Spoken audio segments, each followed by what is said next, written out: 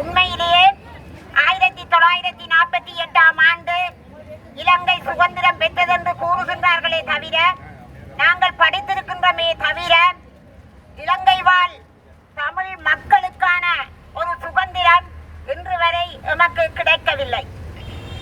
காலத்துக்கு காலம் இன அழிப்பும் கொடூர யுத்தமும் நடந்ததே தவிர, அதுக்குள்ளே எங்களுடைய உறவுகள் ஒரு யுகம் யுகமாக அழிந்தார்களே தவிர, எங்களுக்கான சுதந்திரத்தை இலங்கை அரசு ஒருபோதும் தரவில்லை. அல்லாட்ட சுதந்திரம் அடைவதற்கு முன்பு இருந்தவர்கள் கூட இந்த தமிழ் மக்களுடைய கைகளிலே அதை ஒப்படைக்கவில்லை என்றுதான் நாங்கள் பார்க்கின்றோம்.